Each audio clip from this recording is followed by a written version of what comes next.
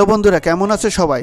শীত শীত ভাব, তাই সোয়েটার পরে বেরিয়ে পড়লাম। আজ আমি যাচ্ছি বৌদিকে আনতে। কোথা দিয়ে কিভাবে যাচ্ছি ভিডিওটি স্কিপ না করে দেখতে থাকুন। গাড়িটার কাছে এসে স্টার্ট দিয়ে গ্রামের রাস্তা দিয়ে চললাম। এবারে পানিখালি হয়ে রানাঘাট হাইওয়েতে পৌঁছে গেছি। রাস্তা এখন পুরোই ফাঁকা। কিছুক্ষণ পর দেখলাম প্রচুর জ্যাম।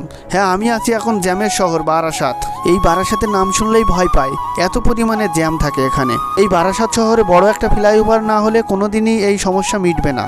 এবারে গাড়িটা পার্কিং করে আমি বৌদির জন্য ওয়েট করছিলাম। বৌদিকে গাড়িতে তুলে তার বাবার বাড়ি যাবার জন্য মিষ্টি কিনে নিলাম।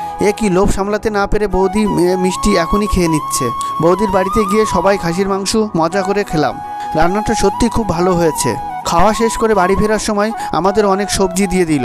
এই বোনটি গাড়িতে উঠতে ঘুমাচ্ছে। আমি ছবি তুলতেই বোনটি খুব লজ্জা পেয়ে গেছে। দুপাশে ধানের জমি দেখতে দেখতে বাড়ি চলে আসলাম।